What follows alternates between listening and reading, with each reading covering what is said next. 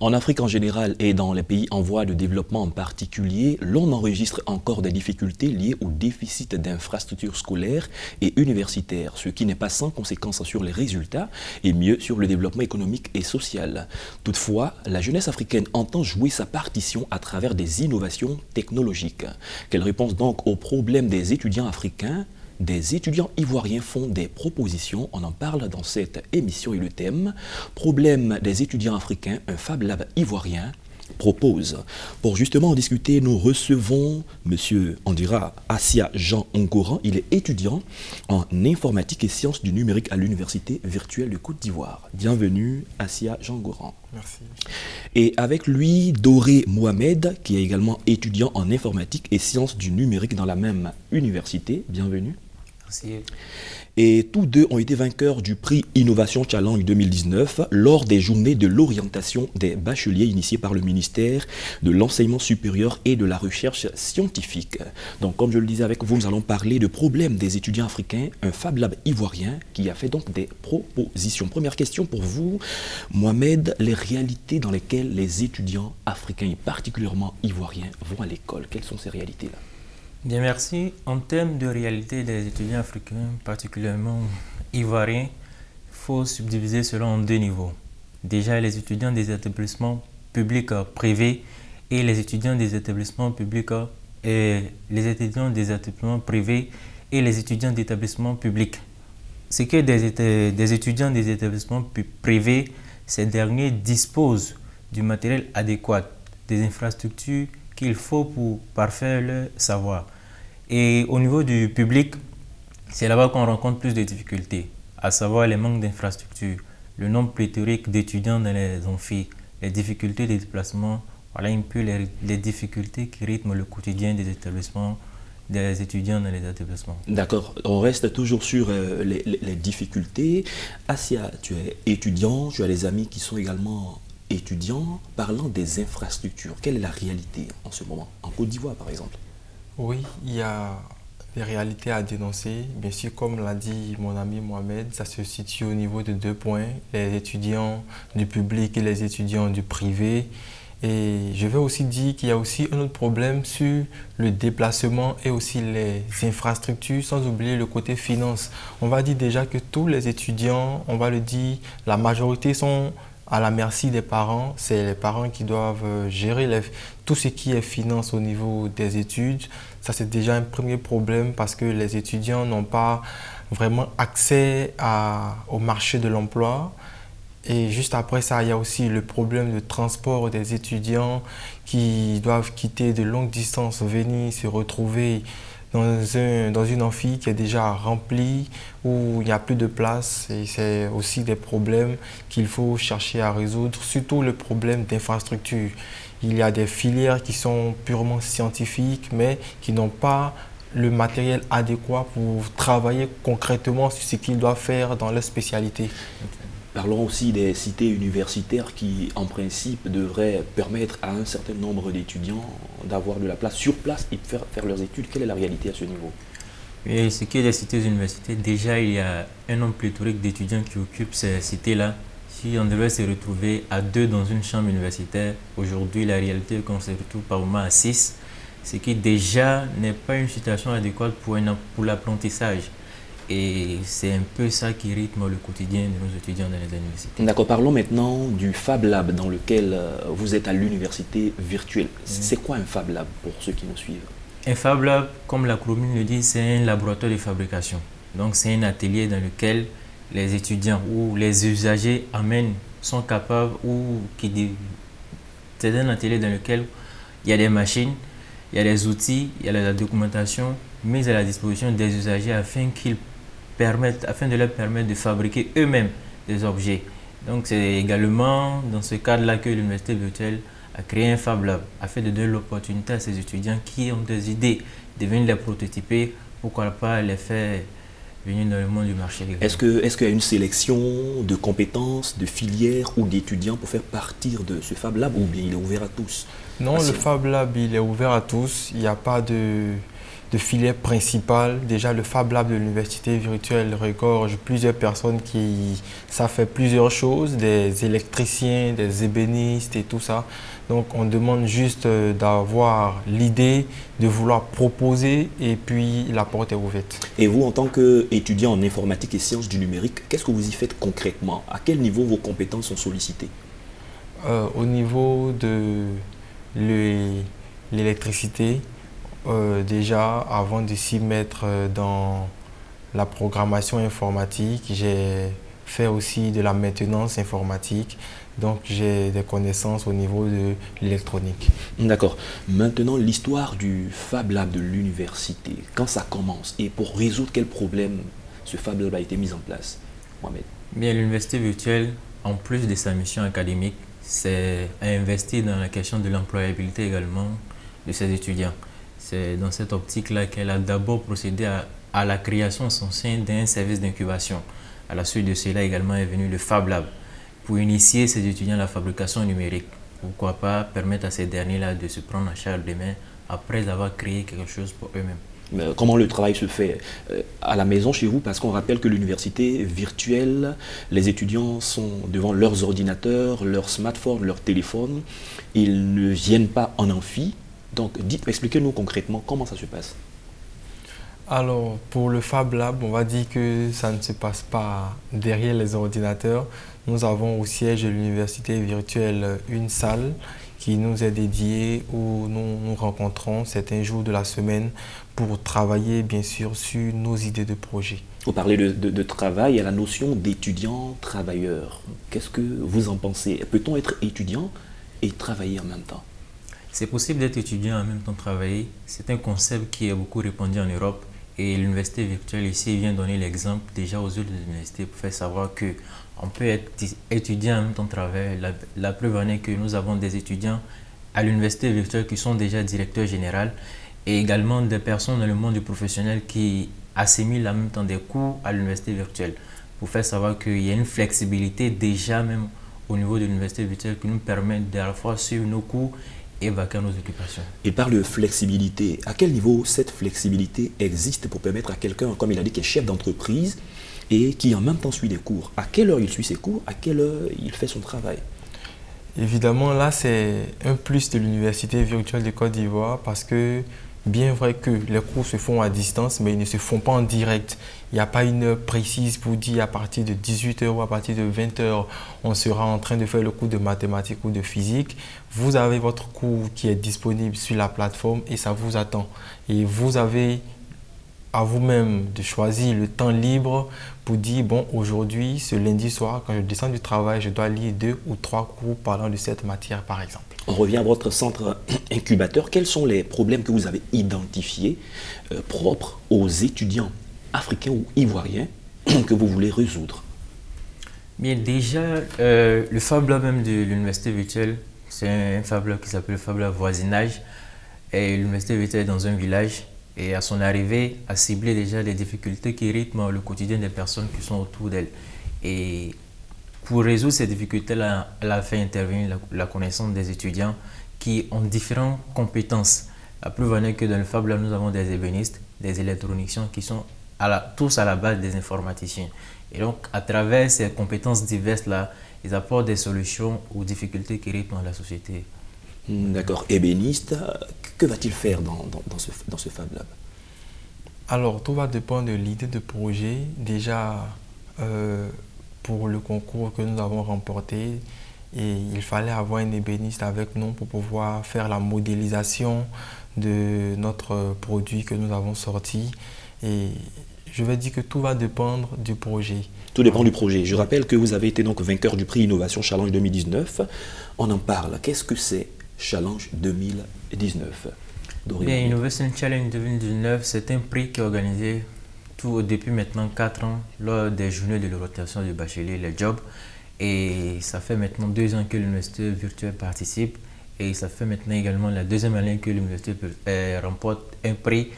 Et cette année, nous avons remporté le prix du ministère de l'Enseignement supérieur et de la Recherche scientifique qui, à travers notre projet Chaise multifonction que nous avons présenté, voilà, qui selon nous, a semblé convaincant pour le jury, voilà, qui nous a permis vraiment d'être vainqueurs de ce prix-là. Chaise multifonction. C'est quoi une chaise multifonction? Alors déjà, comme on entend dans multifonction, c'est une chaise qui nous permet de faire plusieurs choses à la fois.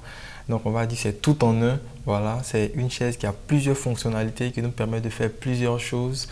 Et comme on peut le voir, c'est une chaise qui va vraiment permettre à un étudiant de se suffire en termes d'espace. D'où vient l'idée de cette chaise multifonction? Bien sûr, ça vient de l'idée de la gestion d'espace dans la place qui est réservé aux étudiants. Déjà, comme mon frère Mohamed l'a dit, quand on va se retrouver dans une chambre en cité à 6 et il faut que chacun vienne avec, disons, sa table, avec ses cahiers et tout ça, ça devient un peu plus compliqué. Alors pour des étudiants qui sont dans une chambre en cité, même s'ils sont 6, avec la chaise multifonction, je crois qu'il n'y a pas de problème d'espace à gérer parce que chacun a sa chaise, chacun a sa table, a son casier et puis voilà. Revenons sur cette chaise multifonction. Chaque aspect qui est pris en compte par cette chaise. Bien, déjà, il faut dire qu'au départ, nous avons un pouf. À première vue, nous voyons un pouf. Et au-delà, à côté de ces poufs également, nous avons des coffrets, des casiers dans lesquels nous pouvons ranger tout ce qu'on veut, le stylo, le cahier. Et nous avons un dossier qui se déploie lorsque nous avons besoin d'une chaise. À la suite de cela, lorsque nous avons besoin d'un bureau pour travailler, nous avons une table intégrée à l'intérieur de la chaise qui nous sert de bureau. À côté de cela également, nous avons des ports USB qui sont alimentés par une batterie et également une lampe qui peut nous servir en cas d'obscurité. Alors pourquoi ces différents éléments, port USB, une batterie, une lampe, pourquoi penser à tous ces éléments en fait? Et on a pensé à tous ces éléments parce que c'est ce qui rythme aujourd'hui le quotidien des étudiants. Smartphone, faire des recherches sur Internet, tout ça. Et il peut nous amener par moment, lorsque nous travaillons, notre téléphone est déchargé. Donc s'élever, se déplacer, aller mettre ça sur le secteur, c'est un peu plus long. Donc on a pensé en même temps introduire un port USB sur la chaise qui va nous servir directement à recharger notre téléphone. D'accord, donc tout part de l'idée de la conception de cette chaise multifonction. Maintenant, dans sa réalisation, comment est-ce que ça se déroule, Assia? Alors dans sa réalisation, ça a pris du temps pour réaliser. Et il y a eu certaines contraintes pendant la réalisation, des contraintes de matériel, des trucs qu'on ne trouve pas ici en Côte d'Ivoire. Quoi par exemple, en termes de matériel? Sur ce côté-là, mon frère Mohamed peut plus dire. D'accord, tout à l'heure il va intervenir, continuer pour l'instant. Voilà, donc des pièces qui manquaient surtout parce que c'est pas facile de trouver plusieurs pièces de ce domaine en Côte d'Ivoire, même en Afrique. Voilà. Donc, en gros, il y a eu certaines difficultés que nous avons rencontrées au niveau du matériel, au niveau de la gestion du temps, mais à la fin, ça a donné un bon résultat. D'accord, très bien. On revient sur les outils et le matériel utilisé, la technologie à laquelle vous avez fait appel. Mais il faut dire qu'avant de concevoir la chaise, il y a une phase de recherche, de réflexion. D'abord, l'équipe s'est réunie, ensuite réfléchit et nous avons traduit cette réflexion à travers une modélisation numérique. Nous avons fait un modèle numérique de la chaise. À la suite de cela, nous sommes passés au choix du matériel. Voilà, donc c'est dans le choix du matériel, nous avons plus utilisé du bois. Et vu que dans la modélisation, nous avons personnalisé certaines choses, donc il était un peu difficile de trouver ce matériel-là qui est mécanique sur le marché ivoirien. Donc, nous avons eu recours à la récupération pour nous-mêmes fabriquer ces choses-là, s'approprier ces choses. Après cela également, en ce qui est du temps, cette chaise nous a pris environ 2 mois. Voilà, vu qu'il fallait un travail au préalable avant même de se lancer. Voilà ce qui pourrait étonner des gens à savoir comment est-ce que des étudiants en informatique puissent faire une chaise qui est réservée qu'aux ébénistes. Il faudrait que ce n'est pas cet aspect-là, mais derrière même cette réalisation-là, il y a une réalisation numérique qui fait intervenir la connaissance des étudiants. D'accord, et justement, ce sont les réalisations numériques aussi qui nous intéressent. On s'assoit, on a sa table, on a ses casiers, c'est beaucoup plus physique, mais quel est l'apport numérique à cette chaise? Oui, l'apport numérique, c'est déjà l'avant-conception. L'avant-conception, d'accord. Voilà, l'avant-conception de la chaise. C'est-à-dire, on se sert des logiciels pour modéliser les systèmes de simulation. Nous avons utilisé SketchUp. C'est un logiciel qui nous a aidé à la réalisation numérique de cette chaise-là. C'est d'abord ce départ-là. À travers, c'est d'abord à ce niveau-là que nous avons poussé les réflexions. Qu'est-ce qu'il faut? Qu'est-ce qu'il faut comme fonctionnalité à la chaise? Qu'est-ce qu'il faut introduire? Qu'est-ce qu'il ne faut pas introduire? Puisqu'au départ, nous avons eu à utiliser certaines choses et à la fin, nous n'avons pas eu besoin. Donc, d'abord, il y a un travail au préalable, un travail numérique qui fait intervenir le côté informatique et après un autre travail qui fait intervenir les usagers, à savoir les ébénistes et tout ça. Et vous pensez que cette chaise multifonction va résoudre des problèmes en Côte d'Ivoire, peut-être en Afrique? Quel problème précis ça va résoudre? Ça va résoudre le problème d'espace dans l'endroit où nous travaillons. Alors déjà, comme vous entendez, Fab Lab, c'est un endroit où nous sommes vraiment, où nous nous rencontrons pour travailler. Donc, un Fab Lab, imaginons que chacun a ses outils de travail, donc dans sa chaise, dans ses casiers. On sait que ça, c'est le casier de Mohamed, ça, c'est le casier de Ngora Asia. Et concernant l'espace, il n'y aura vraiment pas d'emprunt qui va peut-être causer des problèmes et tout ça. Vous êtes étudiant encore sur les bancs à l'université virtuelle. Vous avez des idées de projets. Mohamed, comment vous voyez l'Afrique de demain avec sa jeunesse, avec ses étudiants, peut-être en informatique et dans toutes sortes de filières? Et l'Afrique de demain, c'est une Afrique autonome. Mais avant, il y a un travail préalable qu'il faut faire. Déjà, nous disons qu'il ne faudrait pas qu'on rate cette révolution numérique-là, mais nous prenons du retard parce qu'il est un peu difficile. Déjà, on ne donne pas l'opportunité à ces étudiants-là d'exprimer leurs idées parce qu'il n'y a pas d'investissement dans la recherche.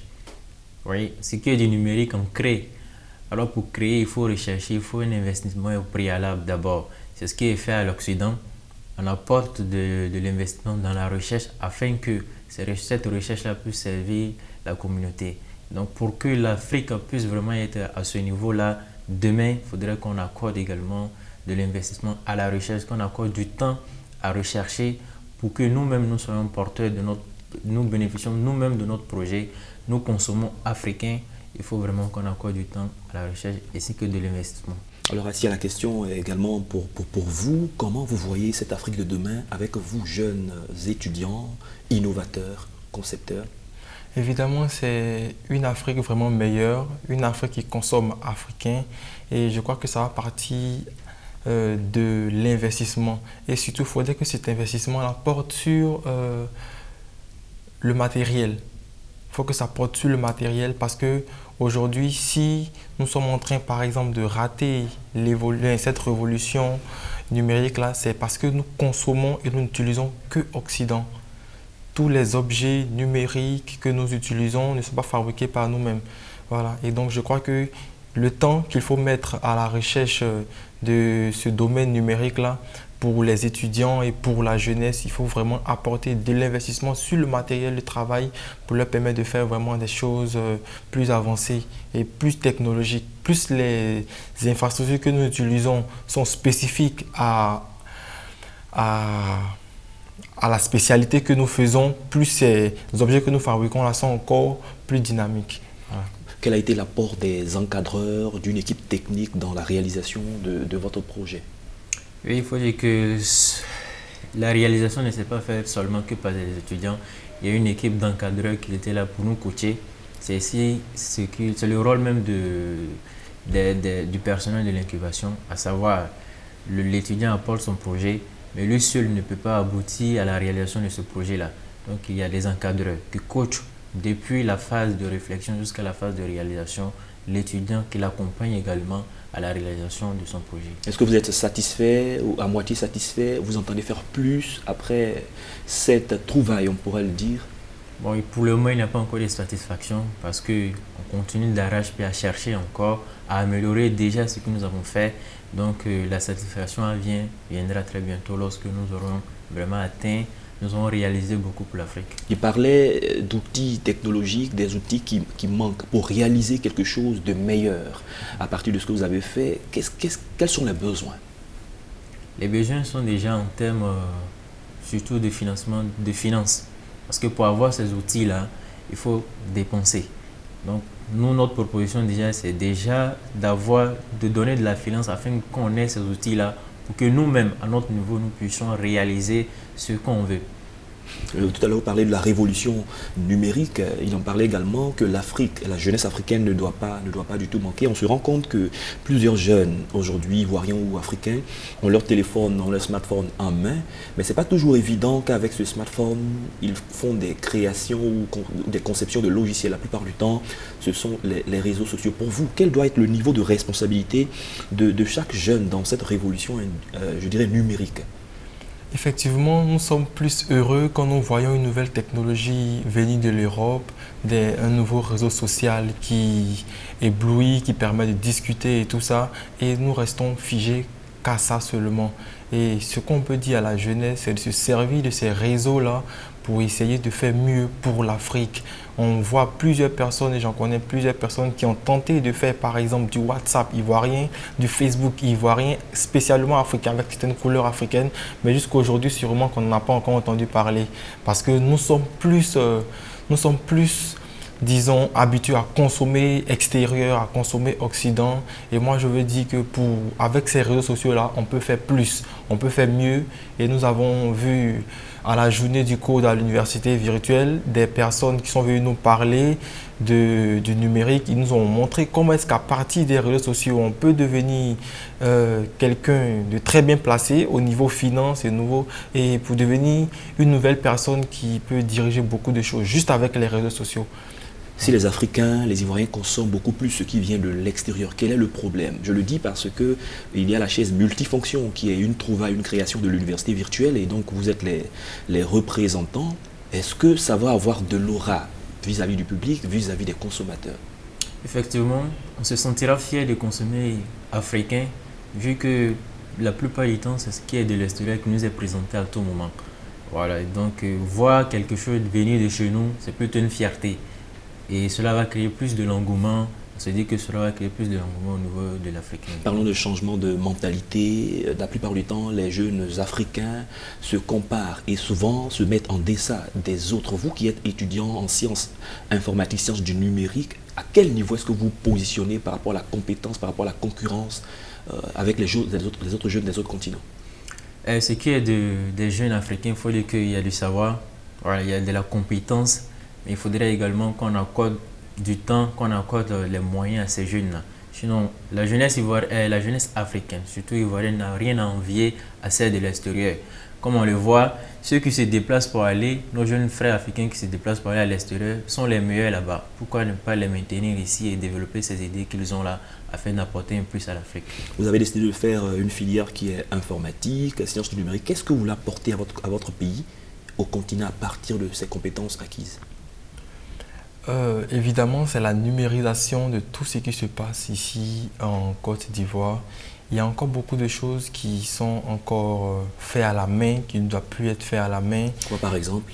Déjà, on va partir voir, même pas loin dans l'informel, c'est ça, les menuisiers, voilà, en train toujours de travailler avec des scies, voir les ferronniers en train de couper des barres de fer avec des petits trucs. Pourtant, il y a déjà des objets, des trucs, des outils qui sont faits à partir d'un bouton pour couper un fer à la seconde, par exemple. Voilà. Et donc, c'est se servir de notre manière de réfléchir informatique pour produire des objets, pour permettre à l'Africain de pouvoir aller plus rapidement son travail et surtout consommer africain. Alors, la dernière question qui sera un tour de table pour chacun d'entre vous. Après avoir mis en place cette chaise multifonction, quelles sont les prochaines étapes, les prochains défis que vous entendez relever avec votre Fab Lab? Les prochains défis déjà avec le Fab Lab, c'est d'abord avec la chaise, c'est de l'améliorer. Ensuite, passer sur le marché. Le prochain défi, ça sera vraiment le marché. Comment est-ce que conquérir le marché d'abord ivoirien, ensuite se lancer sur le marché africain. Ce qui est du Fab Lab, nous continuons toujours les réflexions, à savoir amener les réflexions pour résoudre les difficultés qui rythment le quotidien des Africains. Voilà un peu nos prochains échelons pour l'avenir. N'avez-vous pas peur que votre projet reste dans les tiroirs et qu'on n'en parle plus? Non, je ne crois pas, parce que déjà, les 6000 étudiants qui sont à l'université virtuelle ont déjà approuvé leur intéressement concernant cette chaise multifonction. Et donc déjà, nous avons l'assurance qu'au moins 6000 personnes auront cette chaise-là. Donc pour continuer, on va dire que même si il y a eu un moment où cette chaise est restée sous le fourreau, nous avons eu encore de l'expérience dans la fabrication d'objets dans un Fab Lab. Et nous sommes donc convaincus, vous l'avez signifié, que vous aurez un marché de consommateurs, un marché d'étudiants qui certainement prendront cette chaise. Les finances, vous en avez besoin. Je pense que l'État de Côte d'Ivoire vous écoute, vous entend. L'université virtuelle vous appuie dans cette innovation technologique. Je crois que nous allons nous arrêter ici pour aujourd'hui. Nous avons eu du plaisir à vous recevoir. Je rappelle que nous étions en compagnie de Assia Jean Ngouran. Il est étudiant en informatique et sciences du numérique à l'université virtuelle de Côte d'Ivoire. Et nous avons avec lui Doré Mohamed, qui est également étudiant en informatique et sciences du numérique dans la même université. Ils sont donc vainqueurs du prix Innovation Challenge 2019 lors des journées de l'orientation des bacheliers initiées par le ministère de l'Enseignement supérieur et de la Recherche scientifique. Avec eux, nous avons parlé du problème des étudiants africains, un Fab Lab ivoirien qui propose. Merci à tous de nous avoir suivis. On se retrouve la prochaine fois pour un autre numéro.